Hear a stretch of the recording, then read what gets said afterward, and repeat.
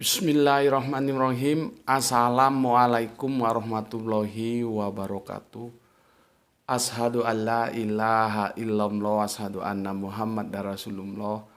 Allahumma sholli ala Sayyidina Muhammad wa ala ali Sayyidina Muhammad. Kama sholaita ala Sayyidina Ibrahim wa ala ali Sayyidina Ibrahim. Bil alamina innaka hamidum majid. Sebelum kita lanjutkan kajian-kajian kita sebagaimana waktu-waktu yang lalu, mari kita panjatkan doa kepada Gusti Allah ingkang Maha Agung. Semoga saudara-saudara kita yang telah menyisihkan rezekinya untuk mendukung channel dakwah ini menjadi catatan langit ya bagi mereka dan keluarganya tentang amal kesolehan atas mereka, baik yang melalui infak dakwah maupun yang melalui anti skip dan anti download.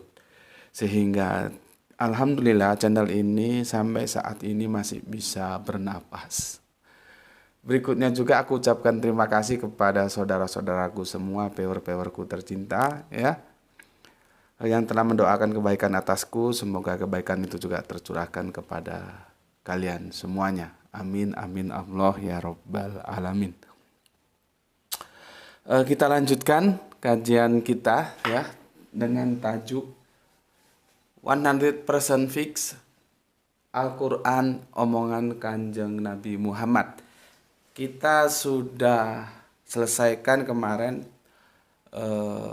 seri ketiga. Hari ini akan kita selesaikan di seri keempat, dan aku upayakan ini seri terakhir ya. Semoga bisa menjadi seri terakhir. Kalau tidak bisa ya nanti diperpanjang lagi. Untuk pertanyaan-pertanyaan silahkan tulis di komentar ya. Nanti kita bisa diskusikan bersama.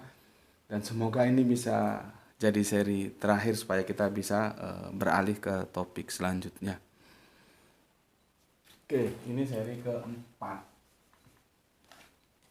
Seri keempat. Kemarin Quran surat Al-Haq ya sudah kita diskusikan.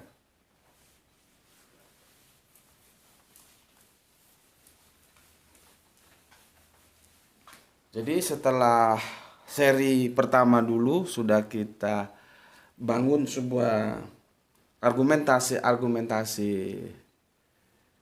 akliyah, yaitu akal. Ya, sekarang kita masuk ke argumentasi nakli ya. Setelah beberapa waktu ya, akhir-akhir ini kita banyak bahas Al-Quran, itu tidak ada komentar dari teman-teman Kristen kita ya.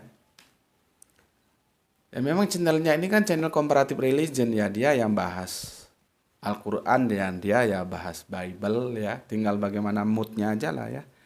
Ini beberapa waktu ini kita sering bahas Al-Quran dan Bible untuk sementara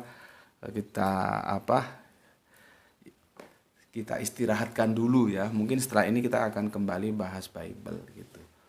Makanya kalau ada teman-teman Kristen yang komentar ketika aku bahas Bible, itu komentarnya salah alamat ya. Biasanya kan ini kok bahas Bible aja sih gitu. Enggak Bible aja. Al-Quran juga kita bahas. Cuman kalau kamu mengikuti sepotong-sepotong, akhirnya kamu merasa bahwa aku hanya mau bahas Bible tapi nggak berani bahas Al-Quran. Enggak. Bible kita bedah, Al-Quran kita bedah. Aku kan sudah mengatakan, aku bergerak atas dasar kerangka berpikir akademis. Ya, beberapa tahun yang lalu kan aku sudah bilang, ketika aku ditawari diskusi dengan salah satu rektor sekolah teologi ya, sekolahnya itu kalau nggak salah di Batam dan akhirnya batal seperti itu. Ketika dia mengajak bahwa ayo kita tempatkan Bible dan Al-Quran, Kristen dan Islam di atas meja diskusi yang sama dan kita adili bersama. Itu bagiku sebuah tawaran yang exciting, makanya aku langsung mengiyakan dan akhirnya batal. Ya, sampai sekarang batal. Ya, jadi kalau dia rektor, ya minimal dia punya punya catatan akademis yang itu bisa membuat kita believe lah, itu aku mau ya. Kalau hanya yang kelas-kelas gonggongan anjing-anjing itu kan cukup kalian-kalian saja yang atasi. Alhamdulillah itu soleha kita dari mana itu, dari Demak itu selalu memberikan jawaban-jawaban yang menarik, yang tepat ya. Jadi gitu, nggak usah harus aku, ngapain aku harus ngadepin sama gonggongan anjing-anjing seperti itu. Itu tugas kalian lah, jangan tugas aku. Seorang jenderal itu dia merasa malu kalau harus berhadapan dengan kopral. Kopral-kopralnya itu cukup kalian-kalian aja lah ya. Nanti kalau jawabannya benar kan aku diem aja. Tapi kalau salah mungkin aku luruskan. Dan kemarin tadi pagi nggak salah jawaban dari soleha kita dari Demak itu, Mbak siapa itu bagus, itu taktis. Taktis sekali itu. Kalau otaknya nalar itu yang diajak diskusi itu modar itu. Karena harus ditempatkan pada posisi yang sama. Kalau mau dikritik bareng-bareng ayo gitu. Dan itu jawaban dari soleha kita ya. Semoga Allah merahmatinya. Semoga nanti dapat jodoh yang soleh juga. Ya. Karena kalau soleh ketemu soleh, insya Allah nanti keturunannya itu akan soleh dan soleha juga. Ya. Ibu itu pegang peranan loh. Anak itu pintar atau goblok itu peran ibu, peran mama itu sangat berpengaruh. Karena madrasah pertama itu dalam rumah tangga dan itu dari ibu bukan dari bapak. Bapak kan sibuk cari duit. Tetapi bagaimanapun endingnya tanggung jawabnya tetap di bapak. Tapi pelaksana lapangan itu ibu. Kalau kita cari istri itu jangan istri yang goblok, jangan mau. Istri itu harus yang pinter, yang soleha. Supaya anak-anak kita nanti itu pinter, soleh dan soleha. Kalau cewek soleha, kalau cowok soleh gitu loh. Ya. Cantik itu udahlah, cantik itu relatif, umur 30 masih oke, 40 oke. Masuk ke 50 peok sudah. Ya kalau bisa cantik dan soleha dan pinter ya alhamdulillah. Tapi cantik itu prioritasnya berikut lah. Yang pertama itu dia soleha, pinter. Nah itu sudah. Kalau kamu dapat itu jangan 1, 2, dapat 3 atau 4 ambil semua itu. Toh itu sesuai dengan syariat, tidak melanggar syariat selama kau mampu. Ya. Itu terima kasih untuk Mbak yang di Mbak Sopo toh jenenge kuwi lali ya. Tapi juga kan aku nggak akan sebut namanya lah ya, aku harus jaga privasi dia ya. Mbak dari Demak gitu ya, ingatku Demak. Oke, kita lanjutkan kajian nakli ya, nas. Sekarang kita bahas surat An-Najm ya. An-Najm. An-Najm. Surat yang ke 53 ayat yang ke 1 sampai 12. Ayo masih ingat enggak? Kita pernah enggak mendekonstruksi terjemahan surat An-Najm? Ingat yang power lama ini insya Allah ingat. Aduh aku minum dulu. Bismillahirrahmanirrahim.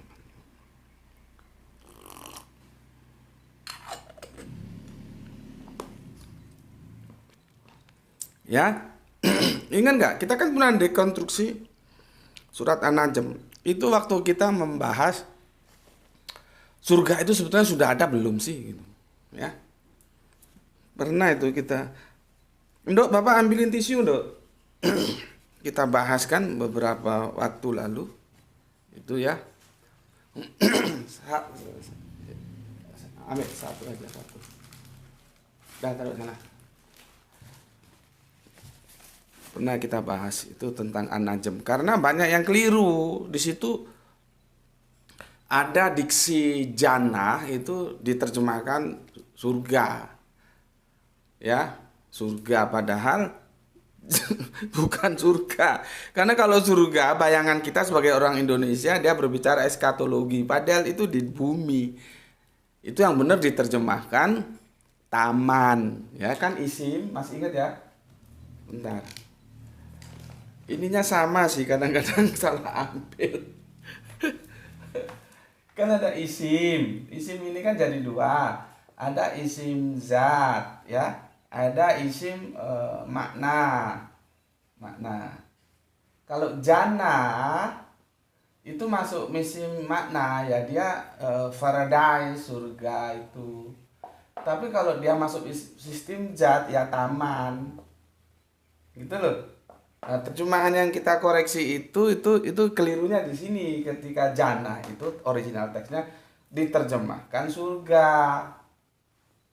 Jadi seolah-olah peristiwa itu di surga sana, Kanjeng Nabi mi'raj di surga sana. Enggak, itu di bumi. Itu zat karena sidrat itu pohon sidro itu kalau kita dulu kan gambarnya tak nampakkan itu. Pohon apa ya? Pohon sidrat itu kalau di Indonesia kita pohon apa gitu, coba kamu lihat lah, lupa gue error ya. Di kajian kita ya. Untuk yang pasti baru-baru dilihat lagi nggak apa-apa. Yang lama juga nggak apa-apa. Orang namanya ilmu itu semakin diulang semakin nganu. Pohon bidara soalnya. Pohon bidara. Itulah kadang-kadang aku kalau sudah mentok ada di otak tapi nggak bisa menyebutkan pohon bidara. Sidra itu pohon bidara. Muntaha itu ujung jauh gitu ya. Oke. Kita mulai dari ayat 1. Ya, ayat 1 surat An-Najm 53 suratnya. Kita selesaikan sampai surat 12. Wa najm iza hawa. Ya. Ini mantap sekali ini. Ini sumpah ini. Allah ini sumpah ini untuk meyakinkan seyakin-yakinnya ya. Apa katanya? Demi bintang ketika terbenam. Coba bahasanya sastrawi banget ya. Demi bintang ketika terbenam. Dari najm itu bintang, ahli perbintangan nujum. Lama-lama bergeser ahli perbintangan jadi tukang ramal. Dulu zamanku masih tahun 70-80 lihat ramalan bintang. Virgo, aku ini kalau hitungan bintangnya itu sih Libra men. Dulu kok ya percaya gitu loh ya. Libra, asmara, merekah, ekonomi mampet, waduh. Karir setengah mampus. Kan dulu medsos itu belum nggak ada seperti sekarang ya. Orang tergantung pada Al-Qur'an koran kok Al-Qur'an. Koran ya. Bacaannya tuh koran terus majalah-majalah gitu ya. Kalau di Al-Qur'an ini ya itu najm itu ya bintang itu ya. Tapi kan nggak boleh diartikan terus surat bintang gitu, nggak ya najm gitu karena proper name nggak bisa atau nggak boleh diterjemahkan. Dia sudah menjadi proper name najm ya. Suratnya yang ke-53 ya. Demi bintang ketika terbenam. Coba. Kalau kita paling kan demi cintaku padamu. Kemana kau kan ku bawa. Itu sumpah. Meyakinkan, sungguh-sungguh, serius, temenan. Demi bintang ketika terbenam. Kawanmu, maksudnya Kanjeng Nabi Muhammad, tidak sesat dan tidak pula keliru. Nah ini hati-hati ini. Kawanmu, munya itu Kanjeng Nabi Muhammad itu bukan berarti firman ini turun kepada kawannya Kanjeng Nabi Muhammad, bukan begitu. Karena yang menerima firman itu harus nabi, kawannya Kanjeng Nabi Muhammad itu bukan nabi, gitu tuh ya. Artinya ayat ini disuruh menyampaikan ke temannya, ya kan ada dulu kelompok-kelompok habitat sosial masyarakat Arab itu ya yang tidak semua menerima. Ada yang wait and see, menerima dan menolak tentang informasi Al-Quran. Ada yang langsung menerima, kan watermelonnya belah semangkanya. Awalnya yang dua menerima dan menolak, akhirnya ada yang di antara menerima dan menolak. Nah, ini yang masih meragukan itu. Jadi gini loh, sampaikan ke kawanmu itu, gitu loh kira-kira begitu ya tafsiranku. Ini kalau ada tafsiran lain silahkan baca. Oke. Demi bintang ketika terbenam, kawanmu tidak sesat dan tidak pula keliru. Jadi orang-orang yang itu mengatakan Kanjeng Nabi Muhammad sesat dan keliru itu disuruh Ini loh, kasih tahu ayat ini gitu loh, bahwa koncomu kui, kawanmu itu tidak sesat dan tidak keliru gitu loh ya. Ini ada kata apa ini sesat ini ya? Ada kata dolan ya, dolan. Ma dola sohibukum ya, dolin, sesat. Hati-hati ya. Nanti di surat Ad-Duha itu pernah terjadi, iya di surat Ad-Duha ya, karena ada dolim di situ nggak salah ya. Terus diterjemahkan sesat gitu. Orang-orang yang terlalu cekak pemikirannya terus tidak terima gitu. Seharusnya terima dan itu bagus kalau diterjemahkan sesat. Dan di situ kita mengambil pelajaran. Tapi sebetulnya kurang tepat juga sesat, bingung sebetulnya itu ya. Jadi dolin itu bisa sesat, bisa bingung. Ya. Polisemi kan maknanya, bingung. Ya baik. Seharusnya kalaupun ada yang menerjemahkan sesat ya enggak apa-apa, enggak masalah gitu loh. Cuman kalau menurutku memang lebih tepat bingung ya. Lebih tepat bingung. Jadi bingung. Yang perlu kita ambil hikmahnya, seorang nabi aja kalau tidak berquran bingung, apalagi seperti kita-kita ini. Terus nggak mau berquran, mau jadi apa? Ya. Ya. Makanya kita usahakan nanti omongan-omongan kita ini juga Quran, seperti bagaimana Kanjeng Nabi sudah mencontohkan. Ya. Jadi Quran itu menjadi omongan-omongan kita. Seperti yang kemarin aku ceritakan bagaimana mahasiswa itu masih muda-muda omongannya itu Quran semua. Ya. Di seri ketiga kemarin sudah aku jelaskan ya. Ketika aku ada di Masjid Muslim United Yogyakarta. Oke. Dan tiadalah yang diucapkannya itu merujuk kepada Al-Quran menurut kemauan hawa nafsunya. Coba. Seperti yang aku jelaskan di kemarin ya. Di surat Al-Haq kemarin. Jadi yang diucapkan Kanjeng Nabi itu Al-Quran. Jadi Al-Quran itu menjadi ucapan. Ini kan aku ganti omongan supaya acceptable, kalian itu bisa masuk dalam satu frekuensi yang mudah aku menjelaskan. Kan ini awalnya kan Al-Quran itu ucapan dari Nabi Muhammad kan begitu. Terus aku supaya acceptable aku ganti dah. Al-Quran itu omongan Kanjeng Nabi Muhammad. Dan tiadalah yang diomongkan itu, maksudnya Al-Quran, menurut kemauan hawa nafsunya. Di surat yang kemarin sudah kita jelaskan, kita kaji bersama bahwa Al-Quran itu tidak boleh lebih, tidak boleh kurang, yang sudah apa adanya, given seperti itu. Sampai Kanjeng Nabi diperingatkan kalau sampai macam-macam menggunakan atas nama Allah padahal itu bukan dari Allah, diancam Kanjeng Nabi. Ya.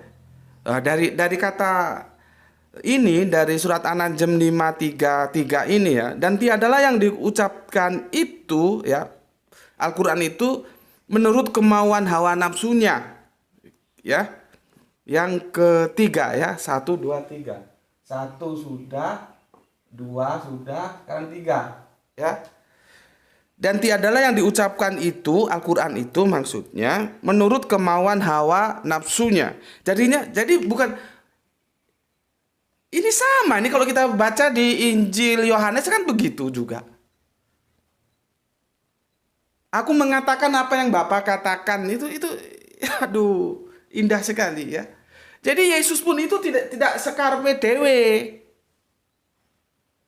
Itu artinya Yesus di bawah otoritas. Maka salah kalau mengatakan Yesus Allah. Yesus itu punya yang memegang otoritas dia. Siapa? Allah Bapa itu. Ini semoga teman-teman Kristen itu mau taat terhadap Alkitabnya ya. Karena repot kasih tahu juga seperti sulit ya. Terus gitu sudah ngaku-ngaku pasti masuk surga dari Hong Kong apa? Karena syirik itu satu-satu dosa yang tidak terampuni. Syirik itu artinya mencampur. Jadi di sini ucapan itu tiada lain hanyalah wahyu yang diwahyukan kepadanya, yang diajarkan kepadanya oleh Jibril yang sangat kuat. Jadi Al-Quran ini wahyu yang diwahyukan kepada Kanjeng Nabi Muhammad. Dan Al-Quran ini menjadi omongan Kanjeng Nabi Muhammad. Karena apa? Dia Nabi. Kalau pantun, syair, gurindam, karmina, talibun itu omongannya penyair. Kalau mantra itu omongannya tukang tenung. Ngerti ya? Dari surat 1 sampai 5 ya, surat An-Najm ini maka ada yang berpendapat, ini pendapat nih. Hadis qudsi ya itu mendekati Al-Qur'an. Karena omongannya Kanjeng Nabi itu wahyu. Jadi setiap yang diomongkan Kanjeng Nabi itu tidak lepas, tidak lari dari Al-Qur'an. Makanya ada yang berpendapat hadis qudsi itu mendekati lah ya. Untuk argumentasi dalil mengistimbat sebuah hukum itu mantap gitu loh. Ya. Kalau kita mustolah hadis seperti itu. Mustolah hadis itu agak ribet karena macam-macam nanti. Kalau Al-Qur'an kan enak. Karena hadis itu relatif gitu ya.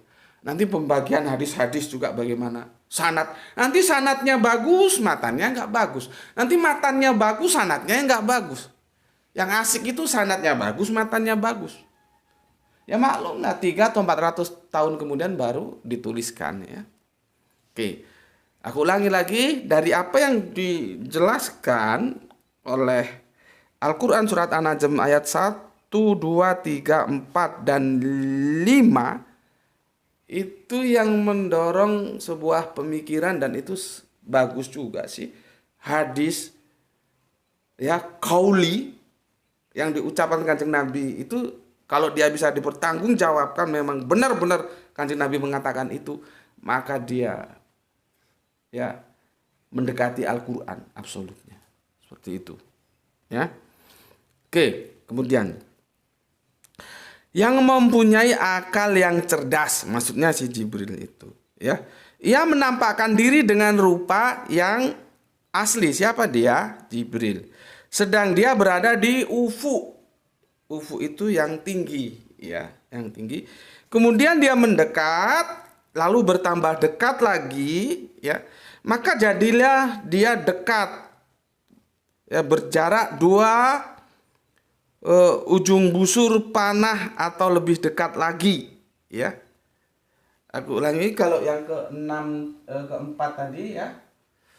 Keempat tadi yang diucapkan itu adalah wahyu. Wahyu yang diwahyukan kepada Kanjeng Nabi. Ya, terus yang kelima itu yang diajarkan oleh Jibril yang sangat cerdas. Masuk yang keenam ya, yang keenam Jibril yang sangat kuat, sorry. Yang keenam itu baru ya, yang mempunyai akal yang cerdas, yang menampakkan diri dengan rupa yang asli. Masuk yang ketujuh ya, jadi ini gini ya. Masuk yang ketujuh, sedang dia berada di ufuk yang tinggi. Tadi pagi aku menjelaskan Katulistiwa ya, itu tentang semesta alam yang hubungannya dengan angkasa ya. Yang kedelapan, kemudian dia mendekat lalu bertambah dekat lagi.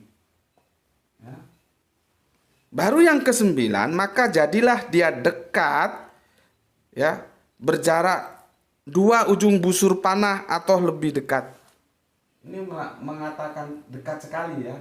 Karena dulu kan belum ada meteran. Kalau ada meteran ya firmannya nggak begini, 2 meter, 3 meter gitu ya.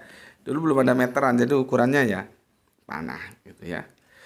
Oke, yang 10, lalu dia menyampaikan kepada hambanya, Kanjeng Nabi maksudnya, apa yang telah Allah wahyukan. Maksudnya Jibril itu menyampaikan wahyu itu ya.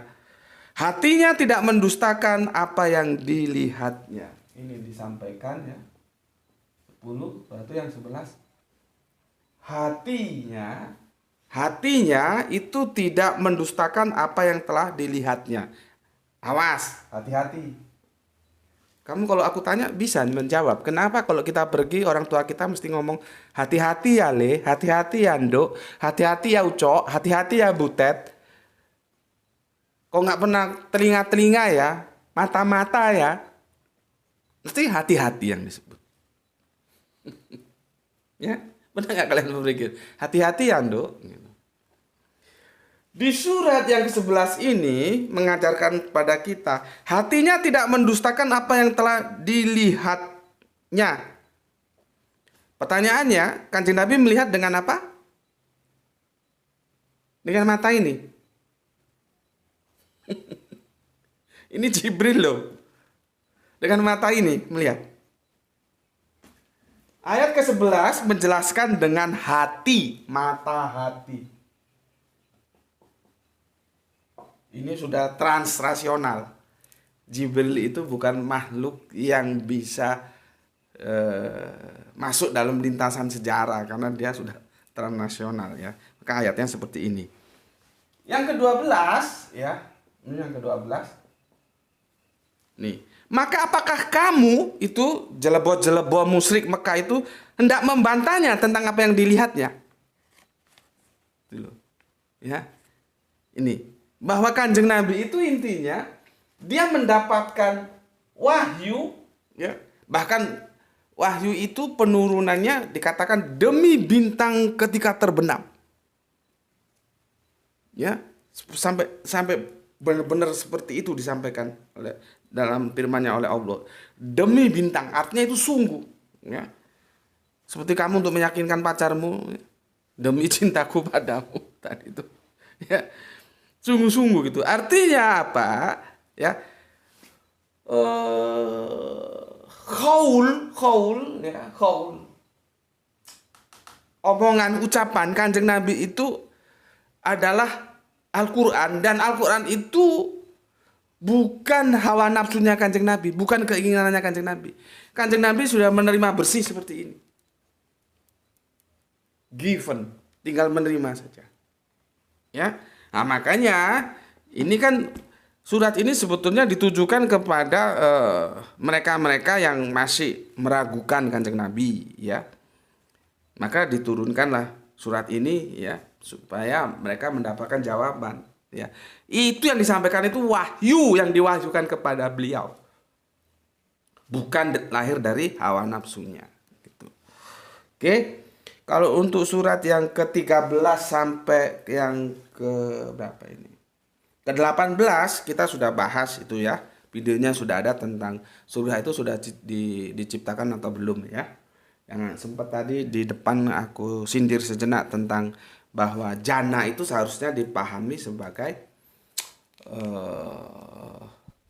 taman di sini terjemahannya, bukan surga ya. Ada isim zat, ada isim makna gitu ya.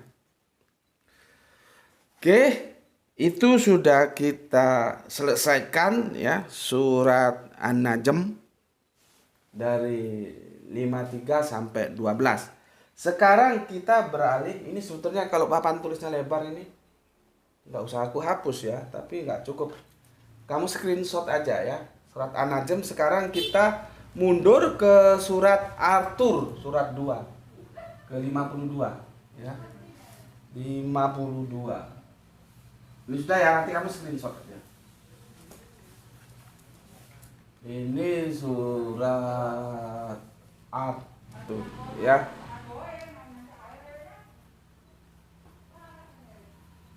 Ke 52 ayatnya 29 ya,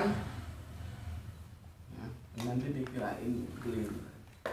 29 sampai 34 ya.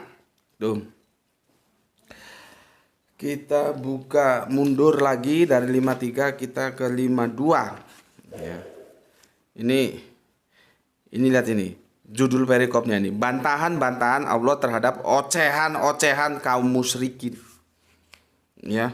Kalau yang tadi itu perikopnya Allah bersumpah bahwa wahyu yang diturunkan kepada Nabi Muhammad Shallallahu Alaihi Wasallam adalah benar. Makanya dibuka dengan demi bintang. Ya. Dibuka dengan demi bintang. Ya. Oke, sekarang kita masuk ke surat Ar-Tur. Jadi kalau kamu bacanya di Quran, bukan di Quran apa jenenge kuwi, Android, itu dia tuh bertetangga ya. Dari sini dari sini kita ke sini ya, bertetangga. Dari sini kalau tadi anajemnya ini ya, bertetangga. Tapi kalau di Android ya nggak nampak. Makanya Al-Quran Android perlu, Al-Quran kitab juga perlu. Oke, kita kaji ayat yang ke-29 ya. Bismillahirrahmanirrahim. Maka tetaplah memberi peringatan, dan kamu disebabkan nikmat Tuhanmu, di sini pakai apa ini? Rob bika ya. Rob bika. Bukan ilah ya, sebentar. Ini surat 52. Aku ini pakai dua ini, pakai yang Android juga pakai yang kitab ya. Jadi aku mengkomparasinya biar enak. Kadang-kadang nggak sama ini terjemahannya. Ya. Maka peringatkanlah karena dengan nikmat Robmu, engkau, macam Nabi maksudnya, bukanlah seorang yang tukang tenung dan bukan pula orang gila. Lihat ya, tenung, gila. Coba, nanti ada satu lagi tuduhan. Tuduhan tukang tenung dan tuduhan gila. Kalau gila sih ya, sampai sekarang juga orang kalau disebut gila itu kan ya gimana gitu ya. Meskipun nanti gila yang mana itu juga nggak tahu. Ya, karena nanti itu di dalam Arabiannya ada pembagian, ada majnun, ada apa begitu ya. Nanti gila yang bagaimana itu beda-beda. Cuman ketika masuk ke Indonesia dia menjadi gila gitu saja. Ya, padahal nanti itu dibagi-bagi lagi. Tuduhan-tuduhan seperti ini itu tuduhan-tuduhan, kalau gila kita sudah sama-sama tahu lah ya. Tukang tenung itu tuduhan yang menjijikkan dalam perspektif antropologis budaya Arab saat itu. Tuduhan tukang tenung itu tuduhan paling menjijikkan, paling keji gitu loh. Bayangkan, aduh, sebentar, ada kesalahan teknis. Oke. Bayangkan seorang nabi dituduh seperti itu loh. Bagaimana kurang ajarnya? Tukang tenung. Makanya kalau aku, kamu, kita sebagai pendakwah menyampaikan Al-Quran dituduh, itu jangan membuat kamu kendor. Jangan kamu membuat semangat. Itu kan omongan anjing-anjing yang kurapan itu. Karena apa? Nabi kita itu loh, dulu itu sudah mengalami seperti ini, dituduh sebagai tukang tenung. Ya, itu tuduhan keji, tuduhan paling menjijikkan, tuduhan paling kotor di era peradaban Arab saat itu. Antropologis itu sangat menjijikkan. Ketika seseorang dituduh tukang tenung, belum cukup tukang tenung, dituduh gila lagi. Coba, ini sama dengan Yesus. Yesus itu pun ya dituduh gila juga. Kalau kita buka di Yesus Yohanes 10:20, ya. Yesus itu juga dituduh gila. Jadi para nabi-nabi dulu itu, jangan kamu anggap dakwah itu seperti di jalan tol, bebas hambatan, enak, orang disuruh, ayo taat kepada hukum Allah. Oh ya gitu. Kalau begitu sih nggak perlu perjuangan dakwah itu. Ya, Yesus itu sama dengan kanjeng Nabi, dibilang gila sama. Ya kalau Yesus di sana orang-orang Yahudi ya, kalau ini kanjeng Nabi itu orang-orang musyrik Mekah itu, Arab-Arab jelebo itu, Arab-Arab jelek bodoh itu, ya. Jadi kalau kita sebagai pendakwah dituduh orang dengan macam-macam, seperti aku kalau kamu baca itu kontennya itu, nah, komentarnya itu kan macam-macam yang menuduh aku. Bahkan ada yang sesama Islam sendiri bilang aku ini sesat katanya lah. Coba berapa kali? Karena kerangka berpikir dia itu tidak sanggup mengimbangi kajian-kajian ini, langsung dia berbalik, oh itu sesat gitu. Ada berapa kali aku dituduh. Ya, apalagi yang dari luar kita, waduh. Sekojangan kalau orang Jawa bilang. Jadi belajar dari ini. Kalau kamu, yang penting kamu pastikan dulu bahwa yang kamu sampaikan itu Al-Quran, kebenaran, hadis, kebenaran, bukan yang lain. Mantapkan hatimu. Apapun kamu dibilang mulut-mulut liar itu, nggak usah direken. Itu nanti radio rusak kalau baterainya habis, mingkem dia menang. Ya, jadi tetap semangat. Karena tidak ada yang bisa kita capai tanpa semangat. Ya, kalau semangat saja sudah hilang bagaimana? Nah, dakwah itu perlu semangat gitu. Ya. Oke, itu yang 29. Sekarang kita masuk yang 30. Ini dituduh lagi ini. Ya.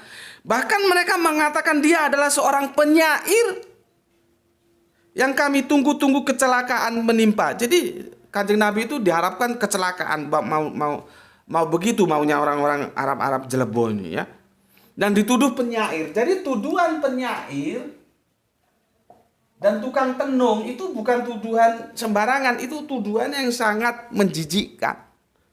Seperti kita sudah bahas. Makanya di ayat yang kemarin di surat Al-Haq ya, sudah jelas dikatakan bahwa Al-Quran itu adalah omongannya Kanjeng Nabi.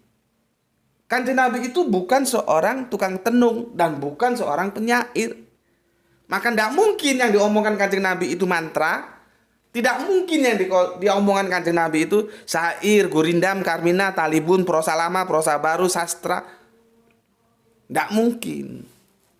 Itu kan bagian-bagian sastra yang kalau kita diskusi tentang sastra nanti panjang lagi ya. Seperti itu. Nggak mungkin. Jadi yang dikatakan ini untuk menggaransi bahwa meskipun di sini itu ada sains, ada sastra, ini bukan berarti buku sains atau ini buku sastra, bukan. Dan sastranya sangat maut di sini. Tapi tidak bisa langsung dikatakan ini kitab sastra. Nah, tuduhan-tuduhan penyair, tuduhan tukang tenung gila, itu tuduhan yang sangat menyakitkan. Lihat itu dibantah oleh Al-Quran. Ya. Jadi bahkan mereka mengatakan dia adalah seorang penyair dan kami tunggu-tunggu kecelakaannya. Nah, kurang ajar gimana itu Nabi dikatakan penyair. Ya. Oke. Sekarang yang 31. Ya. Ini asar ini, semoga nanti bisa selesai jelang asar ya. Katakanlah, tunggulah, maka sesungguhnya aku pun termasuk orang-orang yang menunggu pula bersamamu. Jadi Kanjeng Nabi disuruh, ya wes, kita sama-sama tunggu ya. Kamu tunggulah, aku juga nunggu. Nah, gitu loh. Kalau aku bahasakan dalam pemahamanku seperti itu supaya gampang kamu nerima. Jadi sama Kanjeng Nabi ditantang, disuruh nantang sama Allah. Katakan, ya, katakan. Tunggulah, ya wes tungguan, aku juga nunggu. Ayo bareng-bareng ditunggu. Ayo, kamu tunggu, ya, iya aku juga nunggu. Ayo kita sama-sama tunggu. Gitu loh ya. Kemudian di 32. Apakah mereka diperintahkan oleh pikiran-pikiran mereka untuk mengucapkan tuduhan-tuduhan ini, ataukah mereka kaum yang melampaui batas? Apa? Tuduhan yang keji ini, ya. Tuduhannya apa? Ya ini. Ya. Penyair, tukang tenung, terus gila. Seperti aku bilang tadi, Yesus itu pun dituduh gila. Kalau kita baca kitab Yohanes 10:20. Jadi para nabi dulu perjuangannya berat. Ya, jadi kalau kita sekarang menjadi pendakwa perjuangan berat, ya itu sunatullah, ketetapan Allah seperti itu.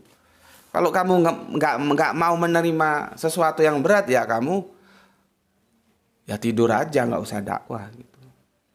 Ya, 32. Jadi tuduhan-tuduhan ya yang diberikan kepada Kanjeng Nabi keji banget. Tukang tenung, wong edan, penyair, gitu. Ya, makanya di surat Al-Haq kemarin itu ya, itu kan setelah dikatakan bahwa Al-Quran itu omongannya Kanjeng Nabi, di bawahnya itu untuk komparasi tukang tenung sama penyair kan disebutkan. Jadi bukan omongannya penyair, bukan omongannya tukang tenung. Gitu loh ya. Al-Quran ini omongannya Nabi. Nabi itu bukan penyair, bukan tukang tenung. Gitu loh ya.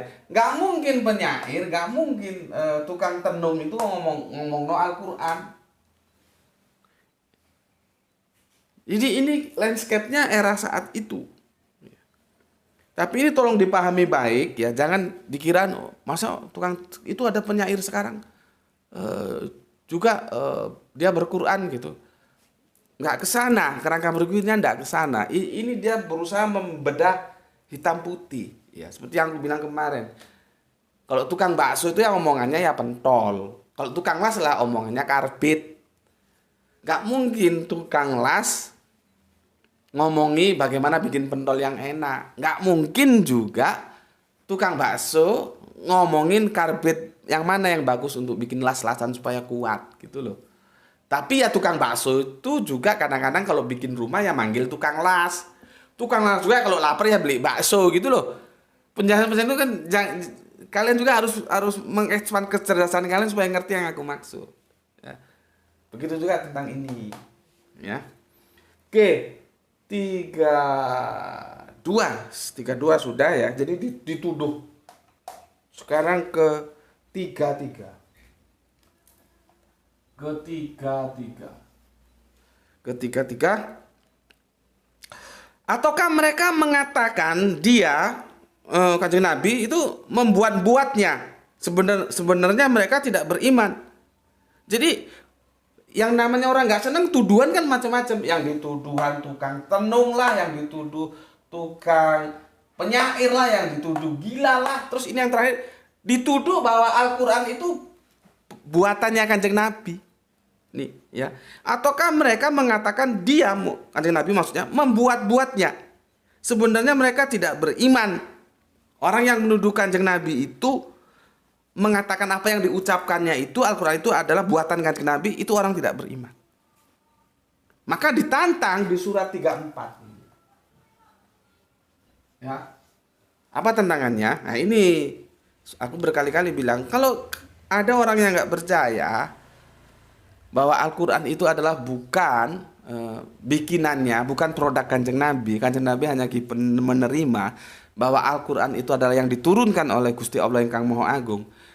Ya tantangannya dilawan saja. Ini kan kitab terbuka mulai 15 abad yang lalu. Kamu bisa baca. Kalau kamu nggak percaya, tantangannya itu dilawan gitu loh, dibuktikan. Kitab suci Al-Quran itu tidak melarang orang menantang, justru mempersilahkan. Daripada kamu capek mencari kesalahan Al-Quran dari sudut sains, dari sudut ini, dari sudut itu, dari sudut ilmu genetika, botani. Engkon goblok kayak kok katin nantang Al-Quran. Otakmu itu cerdaskan dulu, kamu mendapat gelar saintis baru melawan Al-Quran. Sekarang bukti bagaimana laut yang ketemu itu tapi di sini tetap saja samanya yang ada di daerah mana, Gibraltar sana. Bagaimana Kanjeng Nabi bisa tahu itu? Bagaimana atorik ketika ada astronot naik ke langit sana, nggak tahu kemana. Ada yang mengetuk-ngetuk sehingga astronotnya terus bersyahadat masuk Islam. Jadi kalau ada sesuatu tentang sains, tentang genetika, tentang apa saja yang kamu belum tahu di sini, kamu cari tahu, karena ini absolut. Karena aku sudah bayangkan, sudah jelaskan kemarin, bagaimana ya orang Arab dulu itu ketika diomongkan bahwa di Quran ini bahwa di dalam laut itu ada api gitu, bagaimana ya sulitnya. Untungnya mereka ada yang percaya, meskipun ada yang tidak percaya. Kenapa? Dulu membuktikan sulit, sains belum ada. Sekarang sains sudah ada, pergi ke pertambangan minyak lepas pantai itu, api keluar dari dalam laut. Nah, jadi kalau kita menganggap apa yang dikatakan Al-Quran itu salah secara saintis, secara medis, secara apa, itu bukan Al-Qurannya, tapi otak kitanya yang belum sampai ke sana, maka belajar. Itu loh. Kalau belum mau tanya kepada yang pakarnya. Itu nggak usah belagu lah, nggak usah belagu. Mau mengalahkan Al-Quran tuh nggak usah belagu. Ini bukan sebuah nganu ya, bukan sebuah apa kesombongan, bukan, enggak. Sudah terbukti. Ya. Jadi kalau memang enggak menerima Al-Qur'an, enggak ya sudah, enggak apa-apa, orang kita juga enggak paksa-paksa, tapi jangan berlagu terus mau menyalahkan Al-Qur'an dari sudut pandang saintis ini. Lah kon ropo kon? Kamu tuh tahu apa? Bismillahirrahmanirrahim.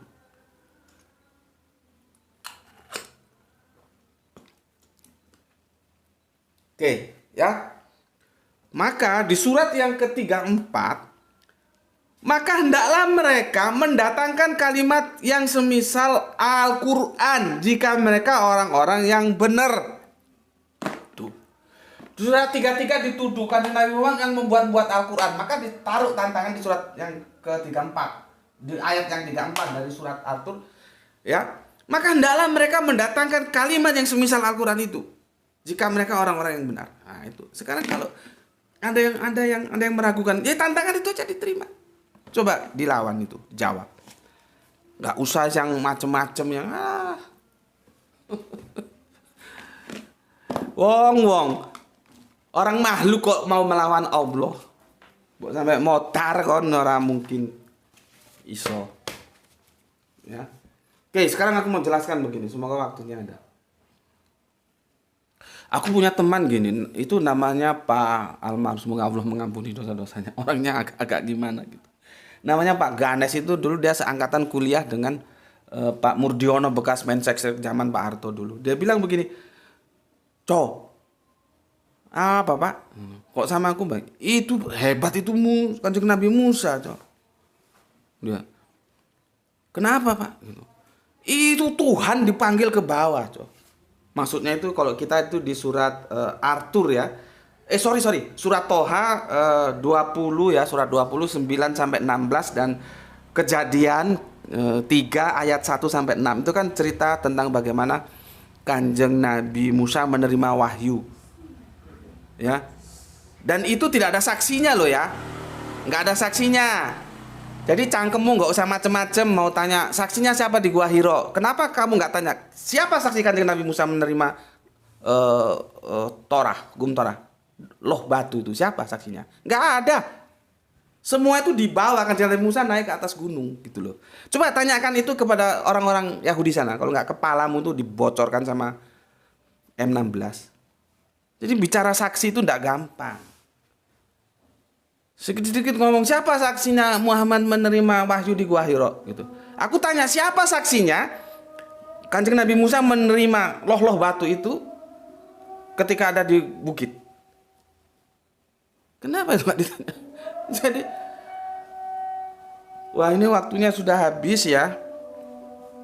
Nggak bisa aku jelaskan. Padahal intinya yang aku mau jelaskan itu tentang qaul dan nuzul yang ini disalahpahami oleh mereka ya.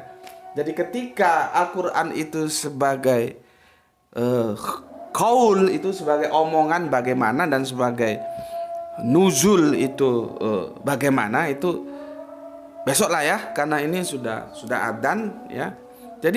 Jadi supaya nanti kamu jelas petanya bagaimana dalam qaul, bagaimana dalam nuzulnya. Karena kesalahan mereka ketika mendengar judul ini yang aku ambil dari Quran surat Al-Haq kemarin, dikirain Al-Quran itu tidak dari Allah itu loh. Mereka terjebak, tidak bisa memahami tentang qaul itu ya. Sepertinya masih tersisa satu seri ini ya. Nggak apa-apa ya, besok ya. Karena sudah juga masuk waktu adzan, aku harus sholat kelanggar ya. Tuh, dan nanti mengantarkan si kecil untuk ngaji ya. Itu dari aku. Semoga kita semua sehat selalu sehingga bisa melanjutkan kajian-kajian kita. Untuk seri keempat sudah kita lalui, insya Allah besok kita masuk seri kelima. Aku akan jelaskan tentang qaul dan nuzul. Berikutnya tentang hadis ya. Bagaimana perdebatan tentang hadis itu sehingga ada yang setuju, ada yang tidak kalau dikatakan bahwa Kanjeng Nabi itu Al-Qur'an berjalan. Itu cerita hadisnya seperti apa. Sampai ketemu besok ya. Jangan lupa jadikan Al-Qur'an itu omongan-omonganmu ya. Kamu ngomong politik, terserah. Mau ngomong ekonomi, terserah. Mau ngomong olahraga, terserah. Tapi itu jangan sampai mengalahkan porsinya kamu mengomongkan Al-Quran.